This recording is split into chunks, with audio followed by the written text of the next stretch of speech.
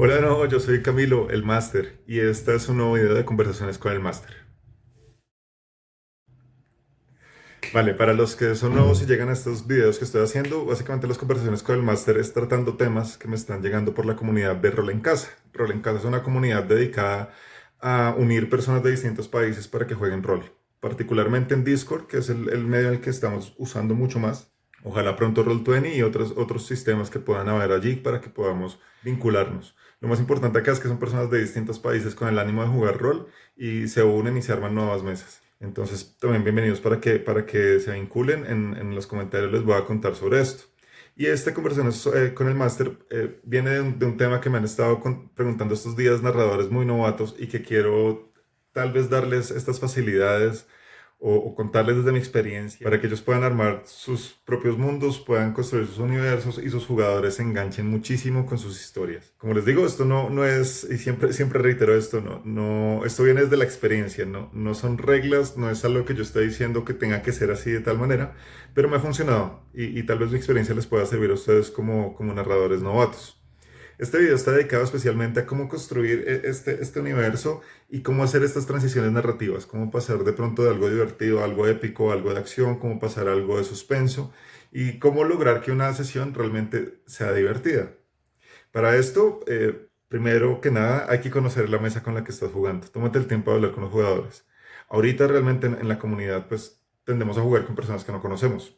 Yo inicialmente empecé a narrarle a personas que no sabía quiénes eran, no sabía qué gustos tenían, pero algo íbamos charlando, cuando comenzamos empezamos a hablar, encontramos temáticas como afines. Y lo primero que yo narré fue Supernatural, basado en esta serie que ya está pronta a terminar. Y se engancharon muchísimo. Fue divertido, pero además en la mesa eran dos argentinos, un chico que llegó nuevo, barranquillero de Colombia.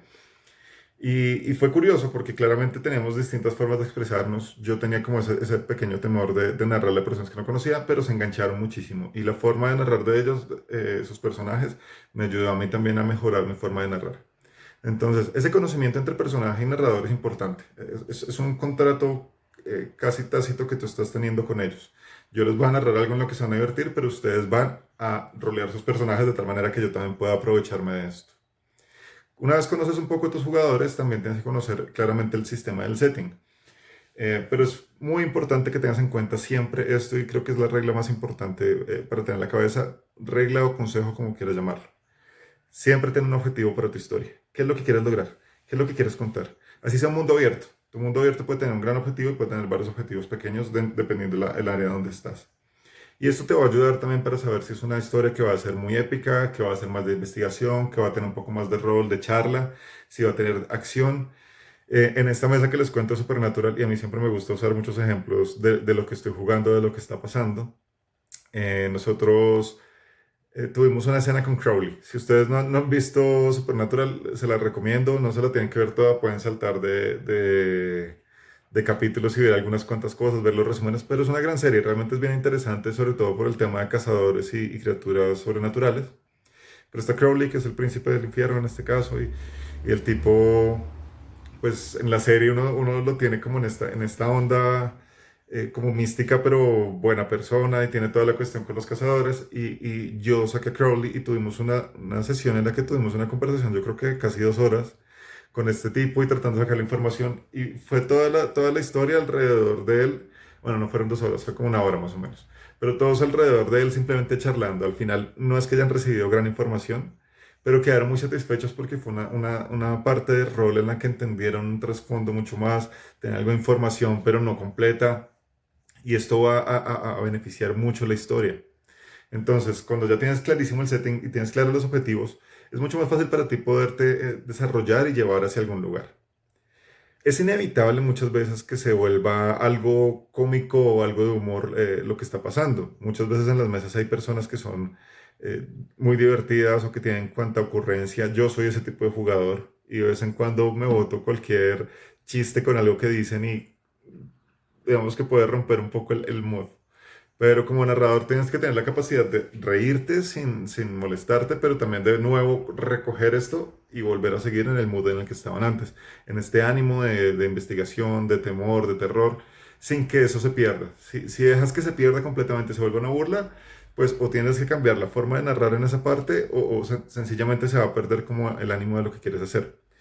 Y aquí el ejemplo particular es cuando narré mi primera sesión de Cult. Cult es este juego de terror, este juego legendario, insigne, mítico. Y para mí era muy difícil narrarlo, tenía preparado durante mucho tiempo y tenía en la cabeza como quería que fuera. Pero mis dos jugadores también tienen esta cuestión de un humor constante. Pero en el convenio inicial nosotros dijimos vamos a meternos en que esto es un juego de terror y a evitar un poco esto. Y cuando salían estos chistes nos reíamos y muy bien, y de repente yo simplemente cambiaba el tono de voz y seguía con lo que estaba hablando. Y creo que ellos lograron vincularse muy bien con esta historia. Entonces tus tonos de voz también te van a ayudar muchísimo a hacer las transiciones entre una cosa y otra. O sea, las transiciones narrativas que yo llamo son las que cambias de un modo en que están en un combate horrible y que, mejor dicho, es una cuestión súper épica y están así destazando a todo el mundo y de repente tienes que pasar un momento donde tienen que investigar qué es lo que está pasando detrás y hay toda una cuestión de trasfondo y tienen que hacer toda una labor de investigadores o de encontrar pistas o de seguir a alguien o de interrogar a alguien. Y de repente puedes pasar también a una cuestión donde es un poco más de humor y donde van a tener ese relajamiento los personajes. Yo particularmente lo que hago es dentro de mis anotaciones voy tomando como estos son los puntos donde quiero que vayan a tener como estos cambios y voy a tratar de llevarlos de esta manera. Cuando narré Paranoia me costó también el comienzo porque es un juego de humor y yo tiendo a tratar de meterle siempre como unos ganchitos de investigación, las cuestiones de suspenso y me tocó dar toda la vuelta y creo que se rieron muchísimo, creo que funcionó, pero pues también fue una forma de desahogarse. Ahora, en una campaña larga, la idea es que tengas distintos momentos y que te tranquilices. Los personajes se van a enganchar y si no se enganchan te vas a dar cuenta. Tienes que estar muy pendiente de ellos. Tranquilízate en el sentido en que si no hubo batalla no está mal. Si hubo mucha batalla y no hubo investigación no está mal. Si de repente están muy mal los personajes, los robaron, perdieron el tesoro que traían, perdieron la pista, secuestraron a no sé quién no está mal, o sea, lo único que está mal realmente es que te ensañes con los personajes o que pienses en algún momento que los personajes son tus enemigos. Y esto es un comentario que hago por alguna transmisión que vi hace un tiempo, que nos burlamos un poco con un amigo porque nos pareció rarísimo, estaban haciendo una transmisión en vivo de un juego de calabozos y abajo decía, el mejor PJ, el mejor jugador, es el PJ muerto. Y decíamos, o sea, de entrada el narrador te está diciendo tú no eres bueno a menos que estés muerto. Y eso no es así. Tú como narrador, tú llevas tanto a las personas aliadas como las personas enemigas, como las personas que no tienen, son neutrales y pueden cambiar de acuerdo a lo que hagan los jugadores. Pero si de entrada te ensañas con ellos, todo se va a ir al carajo. Y no va a ser funcional y no va a ser divertido. Y pues realmente uno como que le empieza a coger un poco de fastidio al asunto. En una publicación que hice en la comunidad de juegos de rol en casa, eh, hablaba de settings que les habían aburrido.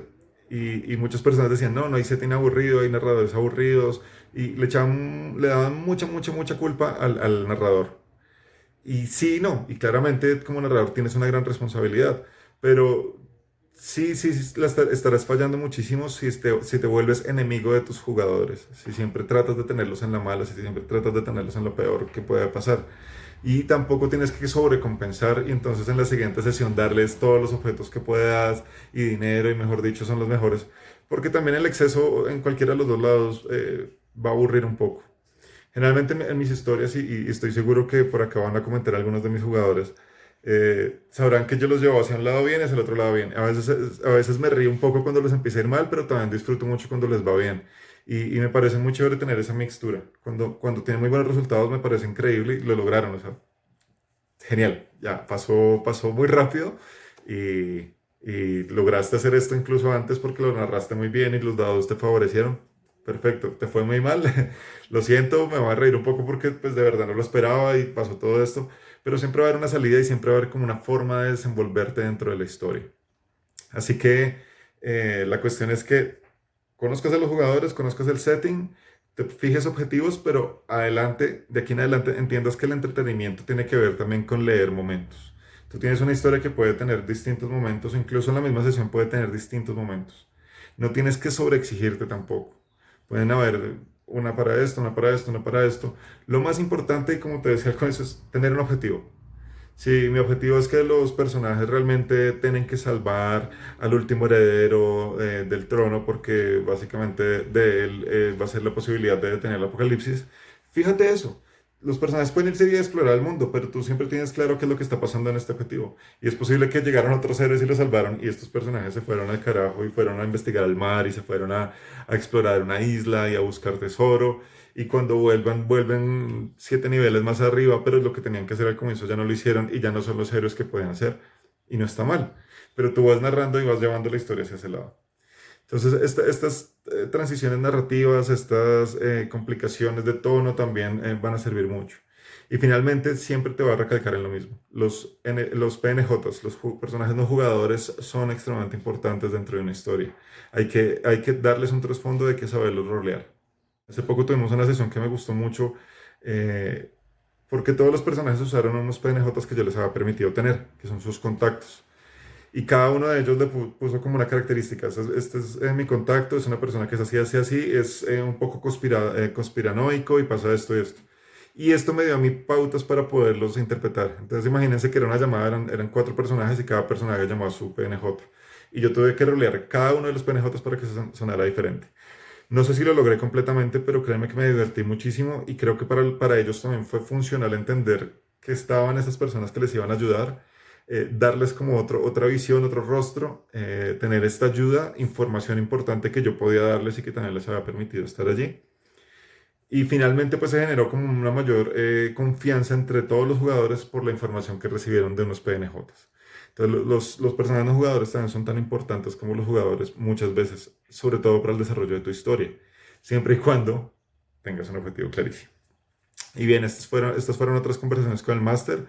Como les digo, son muchas cosas desde experiencia, pero si tienen dudas, déjenme sus mensajes, déjenme comentarios, también búsquenme en redes. Recuerden que todo está con el numeral Rol en Casa. Y les cuento también que tenemos el Patreon de Rol en Casa. Hago el agradecimiento público, Vicky, por ser la primera que creyó en este proyecto, que está allí. Y muchas gracias porque gracias a ti voy a seguir haciendo todos estos videos. Y todas las personas que quieran unirse, únanse al Patreon de Rol en Casa. Tienen distintas formas de aportar y créanme que el aporte de acá va a ser en pro de la comunidad. Mi ideal es poder tener unas cuentas premium de Discord, de Roll20 y a partir de esto crearles mejores mundos y mejores escenarios a todos los roleros que lleguen a este lugar.